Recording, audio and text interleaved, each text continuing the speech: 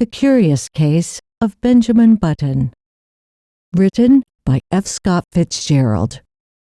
Narrated by Michael Anthony Scott. Adaptations by Garcia Mann. Produced by thoughtaudio.com. Chapter 1. As long ago as 1860, it was the proper thing to be born at home.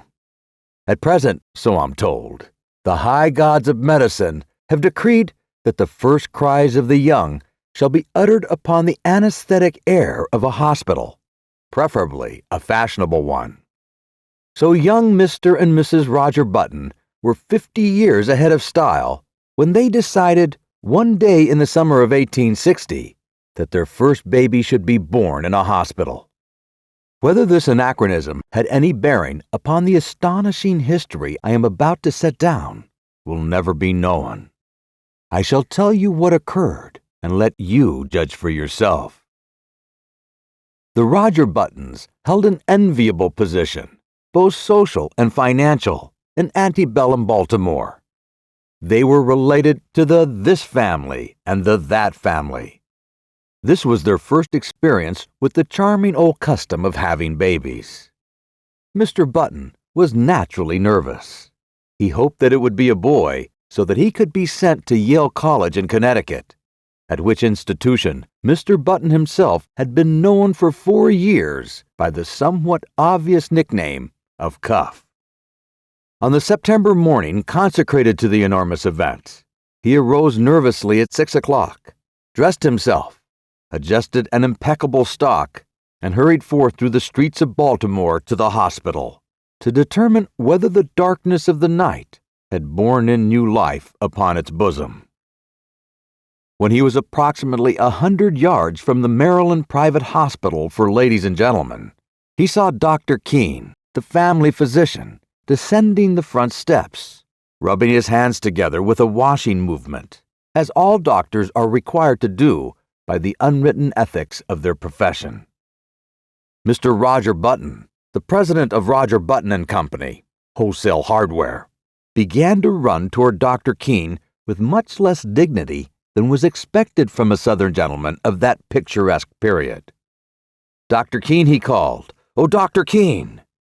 The doctor heard him, faced around, and stood waiting, a curious expression settling on his harsh, medicinal face as Mr. Button drew near. "What happened?" demanded Mr. Button, as he came up in a gasping rush. "What is it? How is she? A boy? Who is it? What?" "Talk sense," said Dr. Keene sharply. He appeared somewhat irritated.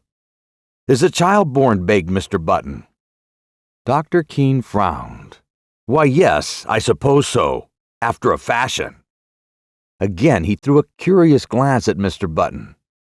"Is my wife all right?" "Yes." "Is it a boy or a girl?" "Here now," cried Dr. Keene, in a perfect passion of irritation. "I'll ask you to go and see for yourself. Outrageous!" He snapped the last word out in almost one syllable. Then he turned away muttering, "Do you imagine a case like this will help my professional reputation? One more would ruin me, ruin anybody." "What's the matter?" demanded Mr. Button, appalled. "Triplets?" "No, not triplets," answered the doctor cuttingly. "What's more, you can go and see for yourself. And get another doctor. I brought you into the world, young man, and I've been physician to your family for 40 years, but I'm through with you. I don't want to see you or any of your relatives ever again. Goodbye." Then he turned sharply, and without another word, climbed into his phaeton, which was waiting at the curbside, and drove severely away.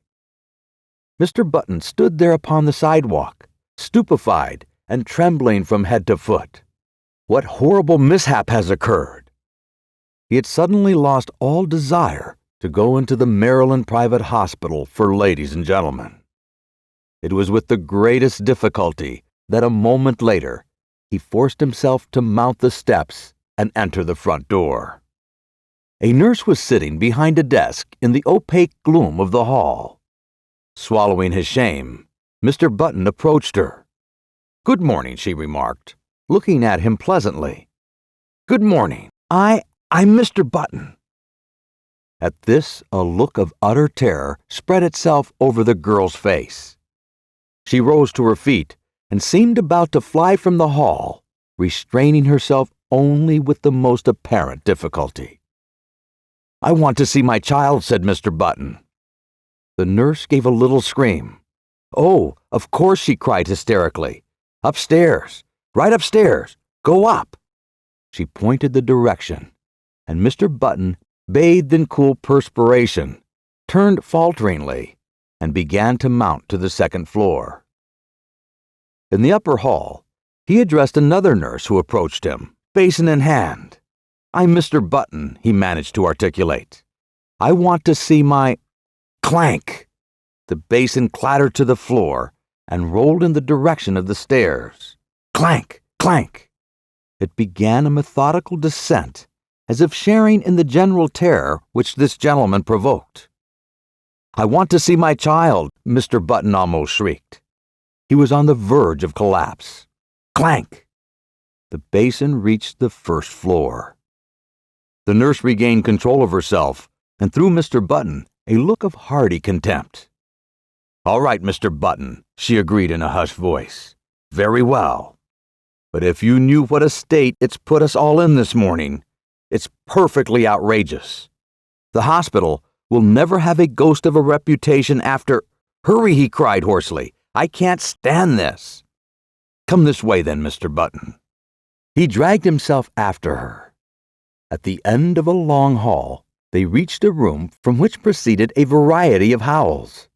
Indeed, a room which, in later parlance, would have been known as the crying room. They entered.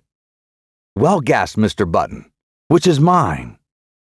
"There," said the nurse. Mr. Button's eyes followed her pointing finger, and this is what he saw. Wrapped in a voluminous white blanket, and partly crammed into one of the cribs, there sat an old man, apparently about 70 years of age. His sparse hair was almost white, and from his chin dripped a long smoke-colored beard, which waved absurdly back and forth, fanned by the breeze coming in at the window. He looked up at Mr. Button with dim, faded eyes, in which lurked a puzzled question. "Am I mad?" thundered Mr. Button, his terror resolving into rage. "Is this some ghastly hospital joke?" "It doesn't seem like a joke to us," replied the nurse severely. "And I don't know whether you're mad or not, but that is most certainly your child." The cool perspiration redoubled on Mr. Button's forehead. He closed his eyes, and then, opening them, looked again. There was no mistake. He was gazing at a man of 70, a baby of 70, a baby whose feet hung over the sides of the crib in which he was reposing. The old man looked placidly from one to the other for a moment, and then suddenly spoke in a cracked and ancient voice. "Are you my father?" he demanded. Mr. Button and the nurse shook violently. "Because if you are," went on the old man querulously, "I wish you'd get me out of this place, or, at least, get them to put a comfortable rocker in here." "Where in God's name did you come from? Who are you?" burst out Mr. Button frantically. "I can't tell you exactly who I am," replied the old man, "because I've only been born a few hours. But my last name is certainly Button." "You lie! You're an impostor!" The old man turned wearily to the nurse. "Nice way to welcome a newborn child," he complained in a weak voice. "Tell him he's wrong, why don't you?" "You're wrong, Mr. Button," said the nurse severely. "This is your child, and you'll have to make the best of it. We're going to have to ask you to take him home with you as soon as possible, sometime today." "Home?" repeated Mr. Button incredulously. "Yes, you can't leave him here. We really can't, you know." "I'm glad of it," whined the old man. "This is a fine place to keep a youngster of quiet taste. With all this yelling and howling, I haven't been able to get a wink of sleep. I asked for something to eat." Here his voice rose to a shrill note of protest. "And they brought me a bottle of milk." Mr. Button sank down upon a chair near his son and concealed his face in his hands. "My heavens," he murmured in an ecstasy of horror. "What will people say? What must I do?" "You'll have to take him home," insisted the nurse. "Immediately." A grotesque picture formed itself with a dreadful clarity before the eyes of the tortured man. A picture of himself walking through the crowded streets of the city with this appalling apparition stalking by his side. I can't," he moaned. "People will stop to speak to him, and what was he going to say? He would have to introduce this septuagenarian. 'This is my son, born early this morning.' And then the old man would gather his blanket around him, and they would plod on, past the bustling stores, past the luxurious homes of the residential district, past the home for the aged. "Come, pull yourself together," commanded the nurse. "See here," the old man announced suddenly. "If you think I'm going to walk home in this blanket, you're entirely mistaken. Babies always have blankets." With a malicious crackle, the old man held up a small white swaddling garment. "Look," he quavered. "This is what they have ready for me." "Babies always wear those," said the nurse primly. "Well," said the old man, "this baby's not going to wear anything in about 2 minutes. This blanket itches. They might at least have given me a sheet." Keep it on," said Mr. Button hurriedly. He turned to the nurse. "What'll I do?" "Go downtown and buy your son some clothes." Mr. Button's son's voice followed him down into the hall. "And a cane, father. I want to have a cane." Mr. Button banged the outer door savagely. Chapter 2. "Good morning," said Mr. Button nervously to the clerk in the Chesapeake Dry Goods Company. "I want to buy some clothes for my child." "How old is your child, sir?" "About 6 hours," answered Mr. Button, without due consideration. "Baby supply department in the rear." "Why, I'm not sure that's what I want.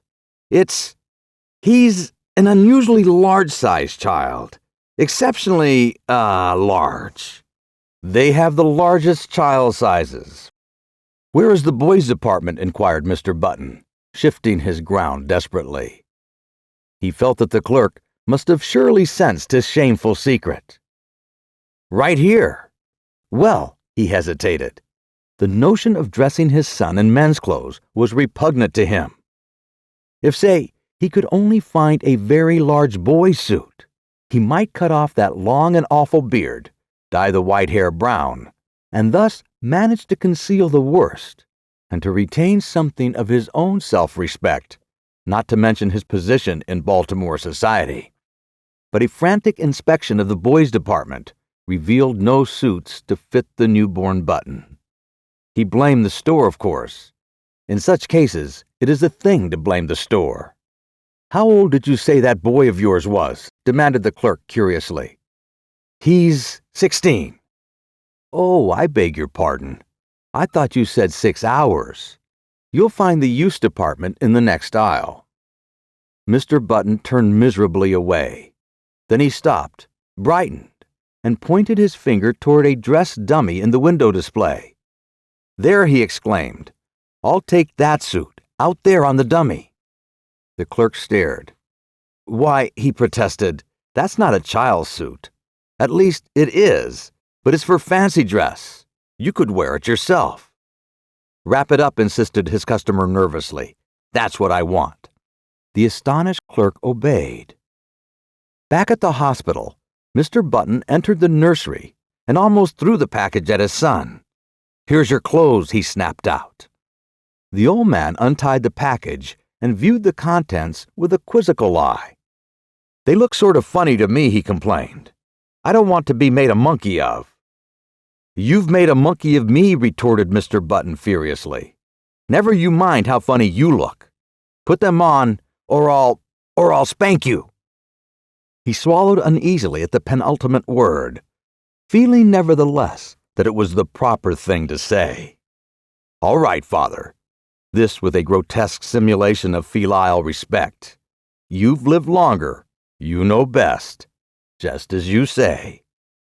As before, the sound of the word father caused Mr. Button to shudder violently. "And hurry." "I'm hurrying, Father." When his son was dressed, Mr. Button regarded him with depression. The costume consisted of dotted socks, pink pants, and a belted blouse with a wide white collar. Over the blouse waved the long whitish beard, drooping almost to the waist. The effect was not good. "Wait!" Mr. Button seized a pair of hospital shears and with 3 quick snaps amputated a large section of the beard. But even with this improvement, the ensemble fell far short of perfection.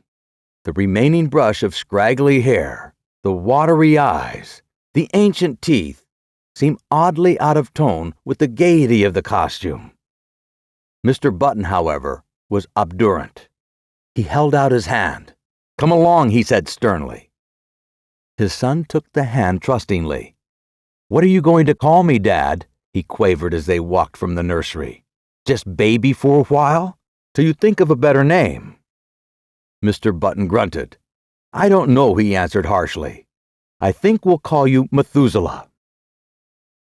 Chapter 3. Even after the new addition to the Button family had had his hair cut short, and then dyed to a sparse, unnatural black, had had his face shaved so close that it glistened, and had been attired in small boy clothes, made to order by a flabbergasted tailor, it was impossible for Button to ignore the fact that his son was a poor excuse for a first family baby. Despite his age stoop, Benjamin Button, for it was by this name they called him, instead of by the appropriate but invidious Methuselah, was 5 feet 8 inches tall. His clothes did not conceal this, nor did the clipping and dyeing of his eyebrows disguise the fact that the eyes under were faded and watery and tired. In fact, the baby nurse who had been engaged in advance left the house after one look, in a state of considerable indignation. Mr. Button persisted in his unwavering purpose. Benjamin was a baby, and a baby he should remain. At first, he declared that if Benjamin didn't like warm milk, he could go without food altogether. But he was finally prevailed upon to allow his son bread and butter, and even oatmeal by way of a compromise. One day he brought home a rattle, and giving it to Benjamin, insisted in no uncertain terms that he should play with it, whereupon the old man took it with a weary expression, and could be heard jingling it obediently at intervals throughout the day. There can be no doubt, though, that the rattle bored him, and that he found other and more soothing amusements when he was left alone. For instance, Mr. Button discovered one day that during the preceding week he had smoked more cigars than ever before, a phenomenon which was explained a few days later when, entering the nursery unexpectedly, he found the room full of faint blue haze, and Benjamin, with a guilty expression on his face, trying to conceal the butt of a dark Havana. This, of course, called for a severe spanking, but Mr. Button found that he could not bring himself to administer it. He merely warned his son that cigars would stunt his growth. Nevertheless, he persisted in his attitude. He brought home lead soldiers. He brought toy trains. He brought large pleasant animals made of cotton. And to perfect the illusion which he was creating, for himself at least, he passionately demanded of the clerk in the toy store whether the paint would come off the pink duck if the baby put it in his mouth. But despite all his father's efforts, Benjamin refused to be interested. He would steal down the back stairs and return to the nursery with a volume of Encyclopedia Britannica, over which he would pore through an afternoon, while his cotton cows and his Noah's Ark were left neglected on the floor. Against such a stubbornness, Mr. Button's efforts were of little avail. The sensation created in Baltimore was at first prodigious. What the mishap would have cost the Buttons and their kinsfolk socially cannot be determined, for the outbreak of the Civil War drew the city's attention to other things. A few of the people who were unfailingly polite racked their brains for compliments to give to the parents, and finally hit upon the ingenious device of declaring that the baby resembled his grandfather, a fact which, due to the standard state of decay common to all men of 70, could not be denied. Mr. and Mrs. Roger Button were not pleased, and Benjamin's grandfather was furiously insulted. Benjamin, once he left the hospital, took life as he found it. Several small boys were brought to see him, and he spent a stiff-jointed afternoon trying to work up an interest in tops and marbles. He even managed, quite accidentally, to break a kitchen window with a stone from a slingshot, a feat which secretly delighted his father. Thereafter, Benjamin contrived to break something every day, but he did these things only because they were expected of him, and because he was by nature obliging. When his grandfather's initial antagonism wore off, Benjamin and his grandfather took enormous pleasure in one another's company. They would sit for hours, these two, so far apart in age and experience, and like old cronies, discuss with tireless monotony the slow events of the day. Benjamin felt more at ease in his grandfather's presence than in his parents'. They seemed always somewhat in awe of him, and despite the dictatorial authority they exercised over him, frequently addressed him as Mr. He was as puzzled as anyone else at the apparently advanced age of his mind and body at birth. He read up on it in the medical journal, but found that no such case had been previously recorded. At his father's urging, he made an honest attempt to play with other boys, and frequently he joined in the milder games. Football shook him up too much, and he feared that in case of a fracture, his ancient bones would refuse to knit. When he was 5, he was sent to kindergarten, where he was initiated into the art of pasting green paper on orange paper, of weaving colored maps, and manufacturing eternal cardboard necklaces. He was inclined to drowse off to sleep in the middle of these tasks, a habit which both irritated and frightened his young teacher. To his relief, she complained to his parents, and he was removed from the school. The Roger Buttons told their friends that they felt he was too young. By the time he was 12 years old, his parents had grown used to him. Indeed, so strong is the force of custom that they no longer felt that he was different from any other child, except when some curious anomaly reminded them of the fact. But one day, a few weeks after his 12th birthday, while looking in the mirror, Benjamin made, or thought he made, an astonishing discovery. Did his eyes deceive him, or had his hair turned in the dozen years of his life from white to iron gray under its concealing dye? Was a network of wrinkles on his face becoming less pronounced? Was his skin healthier and firmer, with even a touch of ruddy winter color? He could not tell. He knew that he no longer stooped, and that his physical condition had improved since the early days of his life. Can it be, he thought to himself, or rather, scarcely dared to think. He went to his father. "I am grown," he announced determinedly. "I want to put on long trousers." His father hesitated. "Well," he said finally, "I don't know. 14 is the age for putting on long trousers, and you are only 12. "But you have to admit," protested Benjamin, "that I'm big for my age." His father looked at him with illusory speculation. "Oh, I'm not so sure of that," he said. "I was as big as you when I was 12. This was not true. It was all part of Roger Button's silent agreement with himself to believe in his son's normality. Finally, a compromise was reached. Benjamin was to continue to dye his hair. He was to make a better attempt to play with boys of his own age. He was not to wear his spectacles or carry a cane in the street. In return for these concessions, he was allowed his first suit of long trousers. Chapter 4. Of the life of Benjamin Button between his 12th and 21st year, I intend to say little. Suffice to record that they were years of normal ungrowth. When Benjamin was 18, he was erect as a man of 50.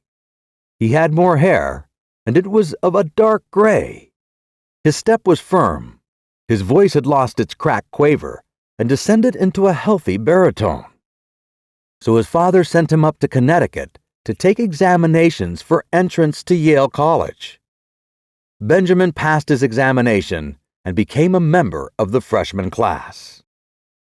On the third day following his matriculation, he received a notification from Mr. Hart, the college registrar, to call at his office and arrange his schedule. Benjamin, glancing in the mirror, decided that his hair needed a new application of its brown dye, but an anxious inspection of his bureau drawer disclosed that the dye bottle was not there. Then he remembered. He had emptied it the day before and thrown it away. He was in a dilemma. He was due at the registrar's in 5 minutes. There seemed to be no help for him. He must go as he was. He did. "Good morning," said the registrar politely. "We've come to inquire about your son." "Why, as a matter of fact, my name's Button," began Benjamin. But Mr. Hart cut him off. "I'm very glad to meet you, Mr. Button. I'm expecting your son here any minute." "That's me," burst out Benjamin. "I'm a freshman." "What?" "I'm a freshman." "Surely you're joking." "Not at all." The registrar frowned and glanced at a card before him. "Why, I have Mr. Benjamin Button's age down here as 18. "That's my age," asserted Benjamin, flushing slightly. The registrar eyed him wearily. "Now surely, Mr. Button, you don't expect me to believe that." Benjamin smiled wearily. "I am 18, he repeated. The registrar pointed sternly to the door. "Get out," he said. "Get out of college and get out of town. You're a dangerous lunatic." "I am 18. Mr. Hart opened the door. "The idea," he shouted. "A man of your age trying to enter here as a freshman. 18 years old, are you? Well, I'll give you 18 minutes to get out of town." Benjamin Button walked with dignity from the room, and a half-dozen undergraduates who were waiting in the hall followed him curiously with their eyes. When he had gone a little way, he turned around, faced the infuriated registrar, who was still standing in the doorway, and repeated in a firm voice, "I am 18 years old." To a chorus of snickers, which went up from the group of undergraduates, Benjamin walked away, but he was not fated to escape so easily. On his melancholy walk to the railroad station, he was found that he was being followed by a group, then a swarm, and finally a dense mass of undergraduates. The word had gone around that a lunatic had passed the entrance examinations for Yale and attempted to palm himself off as a youth of 18. A fever of excitement permeated the college. Men ran hatless out of classes. The football team abandoned its practice and joined the mob. Professors' wives with bonnets awry and bustles out of position ran shouting after the procession, from which proceeded a continual succession of remarks aimed at the tender sensibilities of Benjamin Button. He ought to go to prep school at his age. Look at the infant prodigy. He thought this was the old men's home. Go up to Harvard. Benjamin increased his pace, and soon he was running. He would show them. He would go to Harvard, and then they would regret these ill-considered taunts. Safely on board the train for Baltimore, he put his head from the window. "You'll regret this," he shouted. "Ha ha," the undergraduates laughed. "Ha ha ha."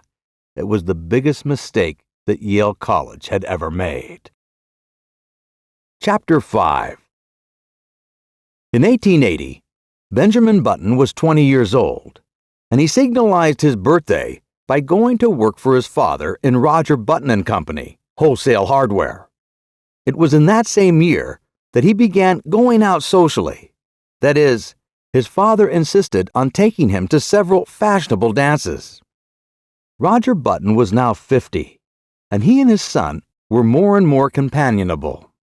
In fact, since Benjamin had ceased to dye his hair, which was still grayish, they appeared about the same age and could have passed for brothers. One night in August, they got into the phaeton attired in their full-dress suits and drove out to a dance at the Shevlins' country house, situated just outside of Baltimore. It was a gorgeous evening. A full moon drenched the road to the lusterless color of platinum, and late-blooming harvest flowers breathed into the motionless air aromas that were like low, half-heard laughter. The open country, carpeted for miles around with bright wheat, was translucent as in the day. It was almost impossible not to be affected by the sheer beauty of the sky. Almost. "There's a great future in the dry goods business," Roger Button was saying. He was not a spiritual man. His aesthetic sense was rudimentary. "Old fellows like me can't learn new tricks," he observed profoundly. "It's you youngsters with energy and vitality that have the great future before you." Far up the road, the lights of the Shevlins' country house drifted into view, and presently there was a sighing sound that crept persistently toward them.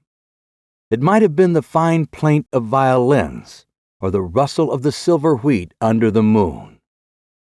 They pulled up behind a handsome brougham whose passengers were disembarking at the door. A lady got out, then an elderly gentleman, then another young lady, beautiful as sin. Benjamin was immediately enchanted. An almost chemical change seemed to dissolve and recompose the very elements of his body. A rigor passed over him. Blood rose into his cheeks and his forehead, and there was a steady thumping in his ears. It was love at first sight. The girl was slender and frail, with hair that was ashen under the moon and honey-colored under the sputtering glass lamps of the porch. Over her shoulders was thrown a Spanish mantilla of softest yellow, butterflied and black. Her feet were glittering buttons at the hem of her bustled dress. Roger Button leaned over to his son. "That," he said, "is the young Hildegarde Moncrief, the daughter of General Moncrief." Benjamin nodded enthusiastically. "Pretty little thing," he said, ruffling in his seat. But when the driver had led the buggy away, he added, "Dad, you might introduce me to her." They approached a group, of which Miss Moncrief was the center. Reared in the old tradition, she curtsied low before Benjamin. Yes, he might have a dance. He thanked her and walked away, staggered away. The interval until the time for his turn should arrive dragged itself out interminably. He stood close to the wall, silent, inscrutable, watching with murderous eyes the young bloods of Baltimore as they eddied around Hildegarde Moncrief, passionate admiration in their faces. How obnoxious they seemed to Benjamin, how intolerably rosy. Their curling brown whiskers aroused in him a feeling equivalent to indigestion. But when his own time came, and he drifted with her out upon the changing floor to the music of the latest waltz from Paris, his jealousies and anxieties melted from him like a mantle of snow. Blind with enchantment, he felt that life was just beginning. "You and your brother got here just as we did, didn't you?" asked Hildegarde, looking up at him with eyes that were like bright blue enamel. Benjamin hesitated. If she took him for his father's brother, would it be best to enlighten her? He remembered his experience at Yale, so he decided against it. It would be rude to contradict a lady. It would be criminal to mar this exquisite occasion with the grotesque story of his origin. Later, perhaps. So he nodded, smiled, listened, was happy. "I like men of your age," Hildegarde told him. "Young boys are so idiotic. They tell me how much champagne they drank at college and how much money they lose playing cards. Men of your age know how to appreciate women." Benjamin felt himself on the verge of a proposal. With an effort, he choked back the impulse. "You're just the romantic age," she continued. 50. 25 is too worldly wise. 30 is apt to be pale from overwork. 40 is the age of long stories that take a whole cigar to tell. 60 is 60 is too near 70. But 50 is the mellow age. I love 50. 50 seemed to Benjamin a glorious age.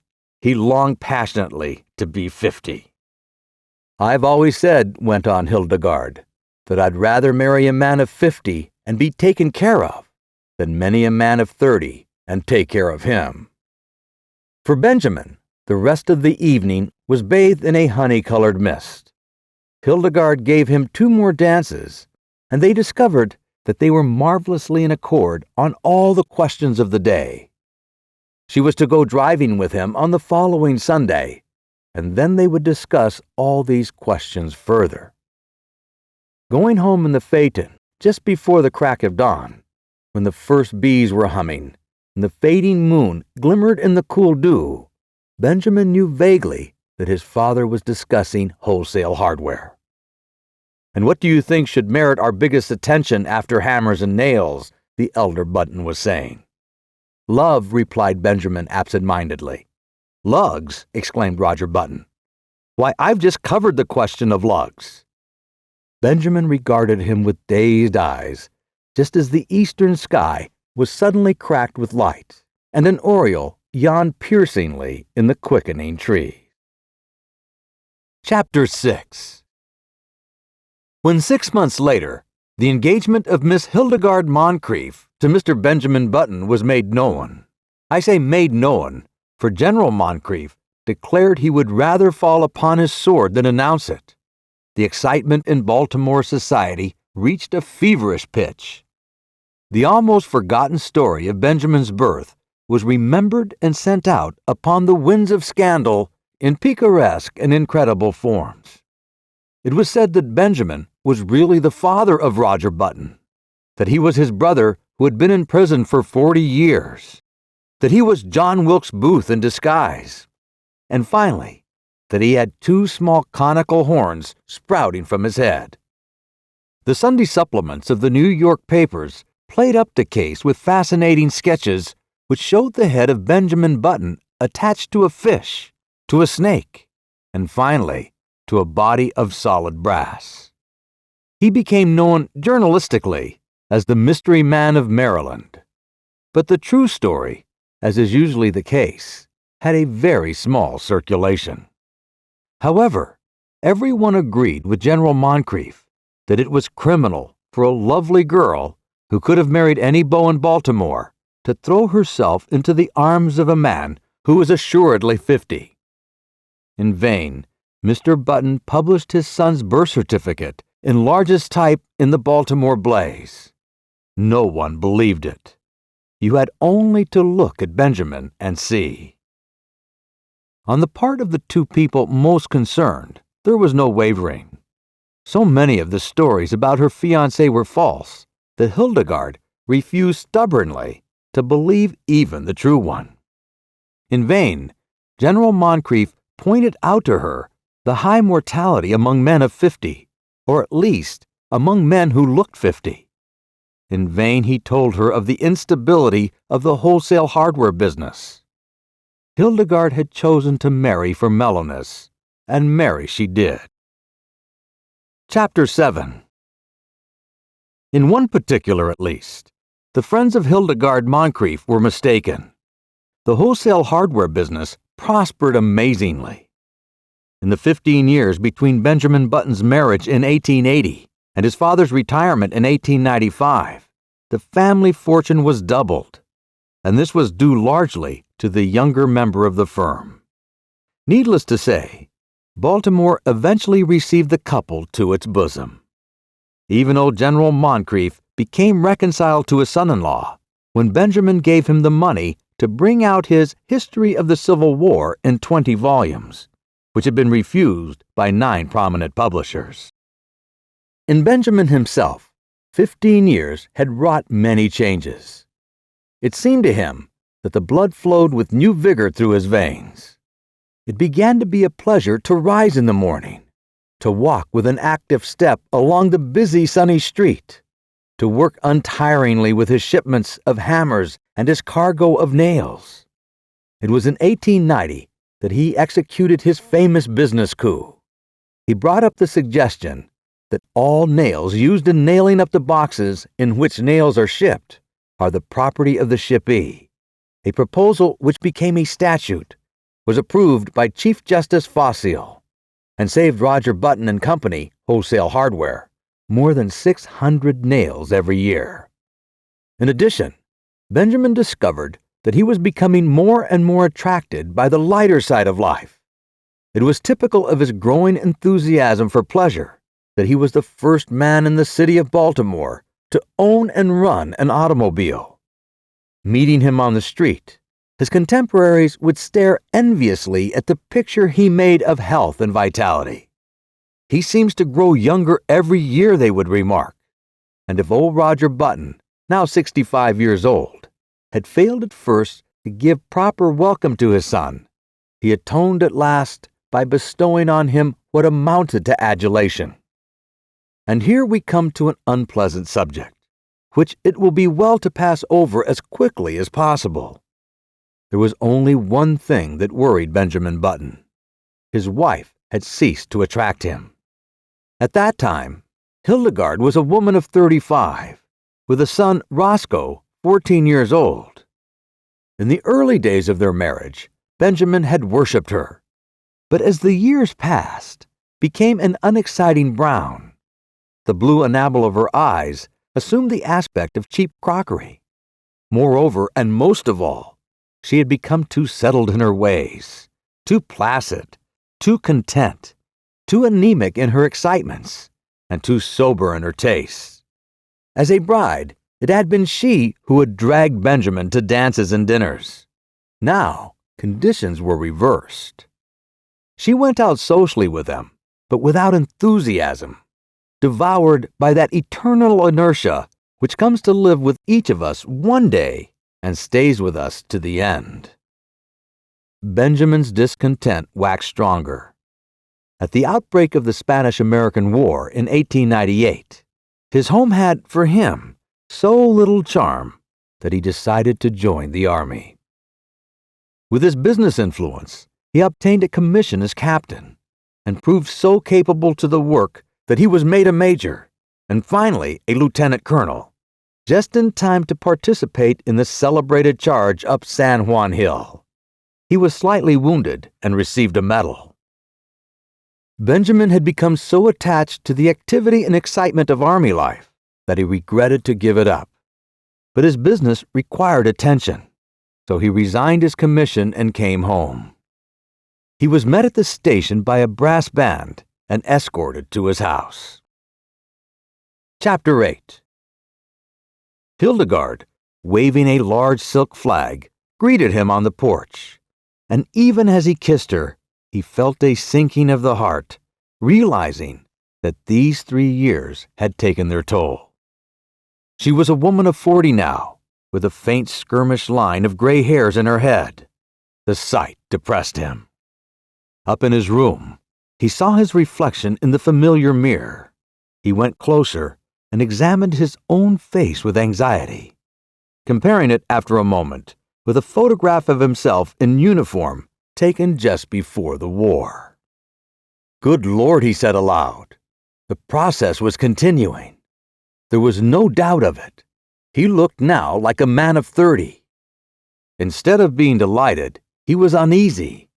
He was growing younger. He had hitherto hoped that once he reached a bodily age equivalent to his age in years, the grotesque phenomenon which had marked his birth would cease to function. He shuddered. His destiny seemed awful, incredible. When he came downstairs, Hildegarde was waiting for him. She appeared annoyed, and he wondered if she had at last discovered that there was something amiss. It was with an effort to relieve the tension between them that he broached the matter at dinner in what he considered a delicate way. "Well," he remarked lightly, "everyone says I look younger than ever." Hildegarde regarded him with scorn. She sniffed. "Do you think it's anything to boast about?" "I am not boasting," he asserted uncomfortably. She sniffed again. "The idea," she said, and after a moment, "I think you should have enough pride to stop it." "How can I?" he demanded. "I'm not going to argue with you," she retorted. "But there's a right way of doing things and a wrong way. If you've made up your mind to be different from everybody else, I don't suppose I can stop you. But I really don't think it's very considerate." "But Hildegarde, I can't help it." "You can too. You're simply stubborn. You think you don't want to be like anyone else. You've always have been that way, and you always will be. But just think how it would be if everyone else looked at things as you do. What would the world be like?" As this was an inane and unanswerable argument, Benjamin made no reply, and from that time on, a chasm began to widen between them. He wondered what possible fascination she had ever exercised over him. To add to the breach, he found, as the new century gathered headway, that his thirst for celebration grew stronger. Wherever there was a party of any kind in the city of Baltimore, he was there, dancing with the prettiest of the young married women, chatting with the most popular of the debutantes, and finding their company charming, while his wife, a dowager of evil omen, sat among the chaperones, now in haughty disapproval, following him with solemn, puzzled, and reproachful eyes. "Look," people would remark, "what a pity. A young fellow that age tied to a woman of 45. He must be 20 years younger than his wife." They had forgotten, as people inevitably forget, that back in 1880, their mamas and papas had also remarked about this same ill-matched pair. Benjamin's growing unhappiness at home was compensated for by his many new interests. He took up golf and made a great success of it. He went in for dancing. In 1906, he was an expert at the Boston, and in 1908, he was considered proficient at the Maxine, while in 1909, his castle walk was the envy of every young man in town.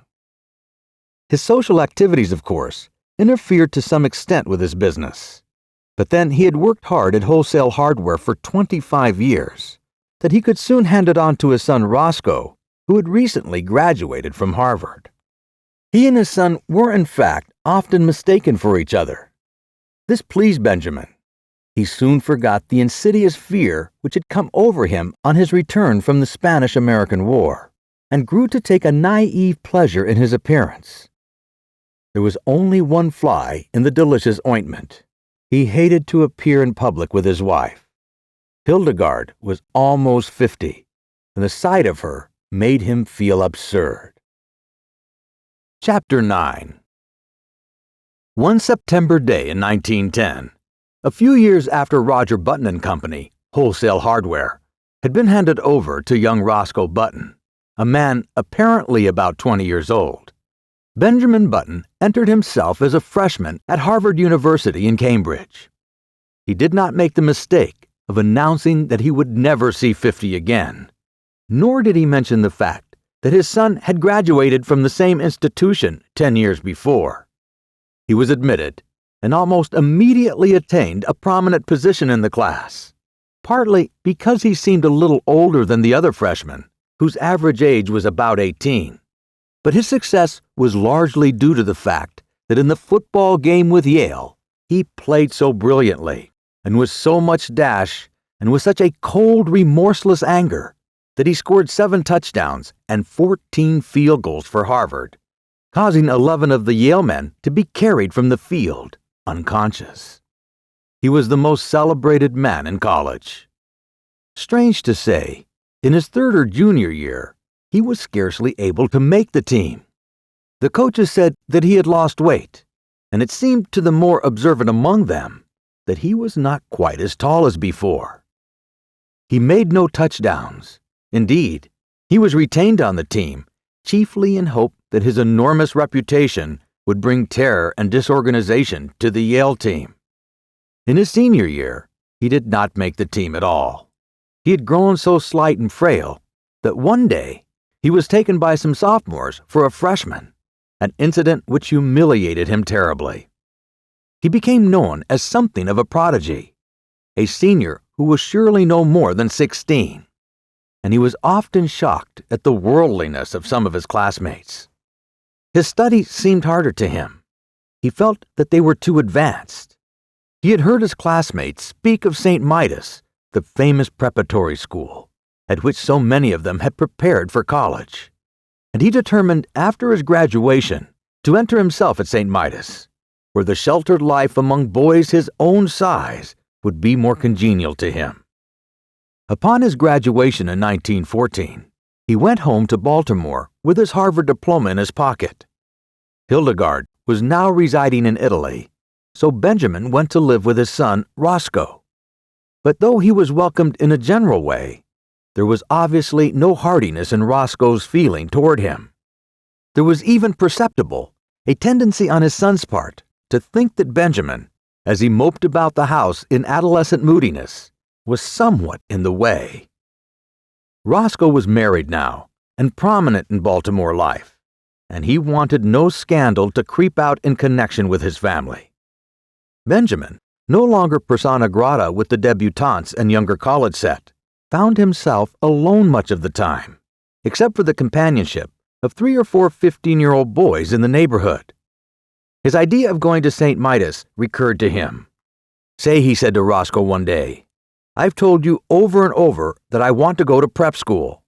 "Well, go then," replied Roscoe shortly. The matter was distasteful to him, and he wished to avoid a discussion. "I can't go alone," said Benjamin helplessly. "You'll have to enter me and take me up there." "I haven't got time," declared Roscoe abruptly.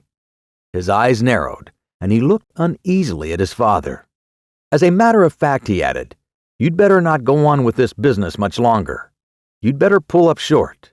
You'd better—" He paused, and his face crimsoned as he sought for words.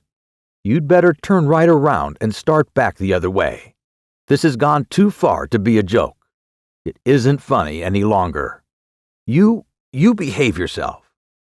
Benjamin looked at him on the verge of tears. "And another thing," continued Roscoe. "When visitors are in the house, I want you to call me Uncle, not Roscoe. But Uncle, do you understand?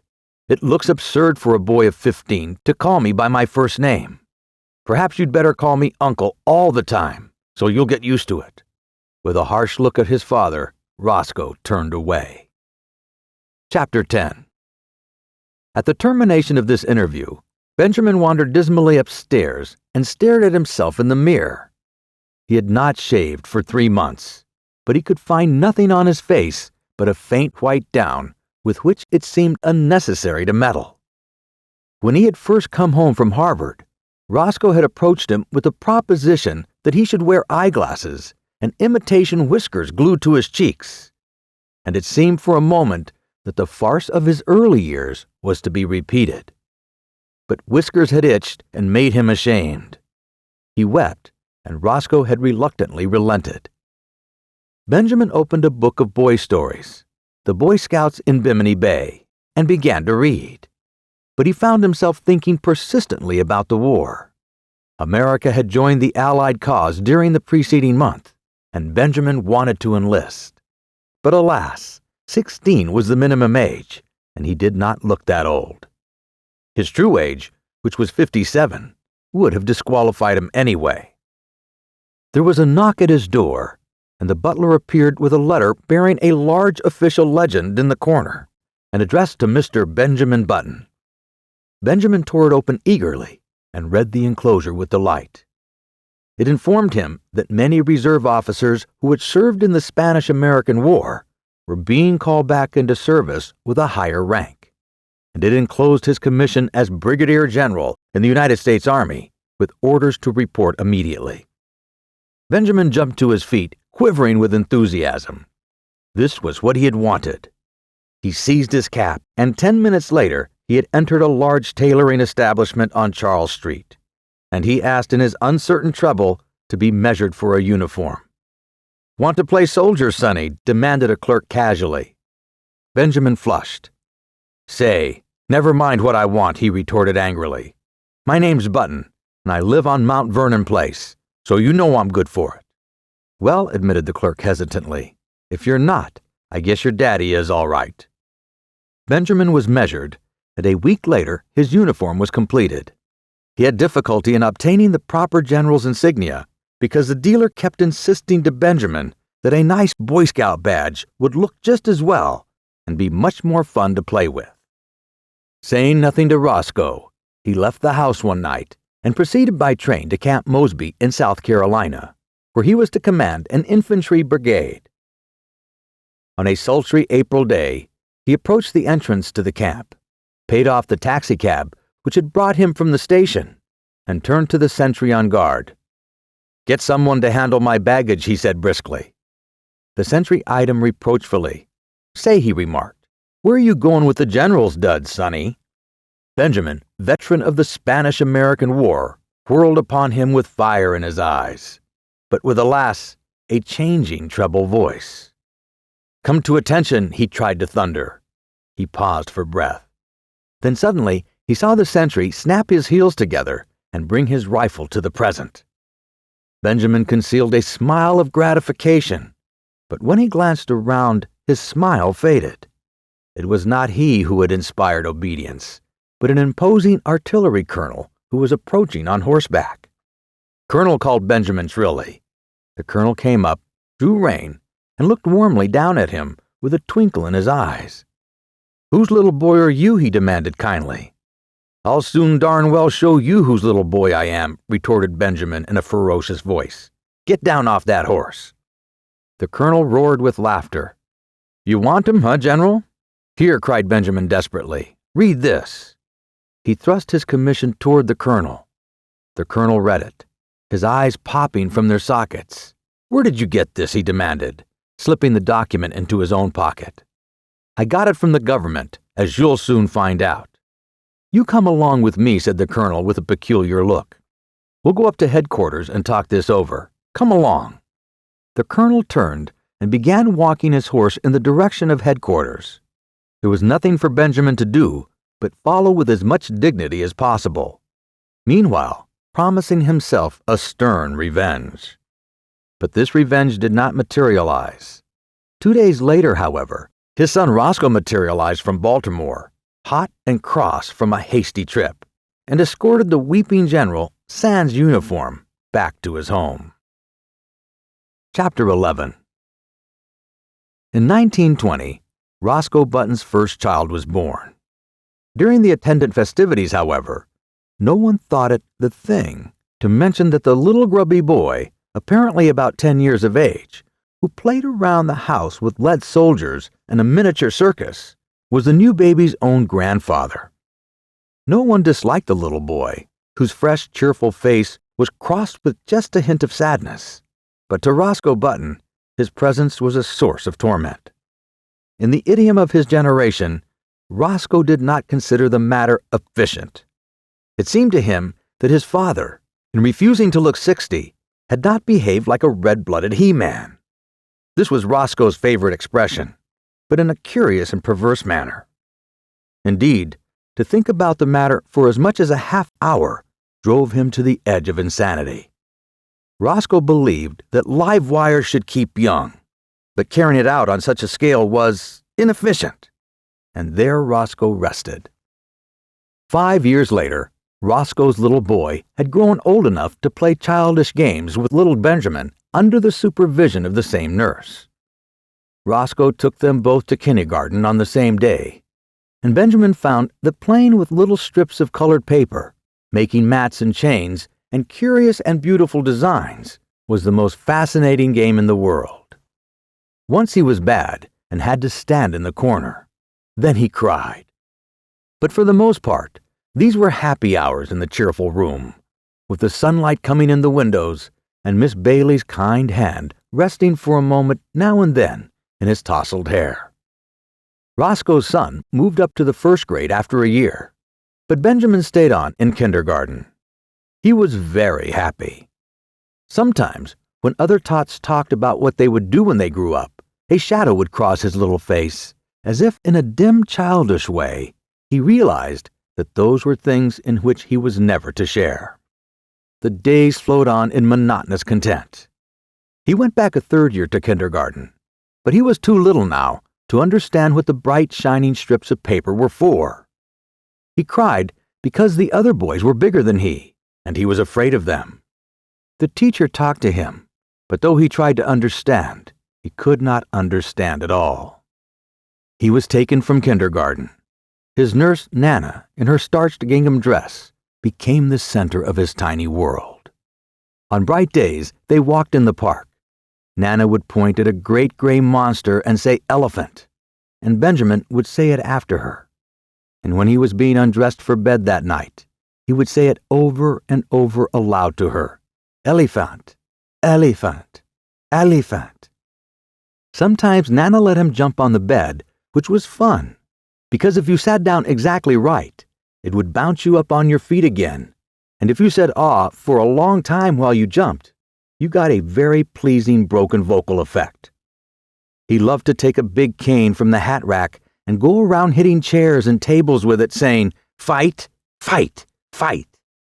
When there were people there, the old ladies would cluck at him, which interested him, and the young ladies would try to kiss him, which he submitted to with mild boredom. And when the long day was done at 5 o'clock, he would go upstairs with Nana and be fed on oatmeal and nice, soft, mushy foods with a spoon. There were no troublesome memories in his childish sleep. No token came to him of his brave days at college, of the glittering years when he flustered the hearts of many girls. There were only the white, safe walls of his crib and Nana, and a man who came to see him sometimes, and a great big orange ball that Nana pointed at just before his twilight bed hour and called Sun. When the sun went, his eyes were sleepy. There were no dreams to haunt him.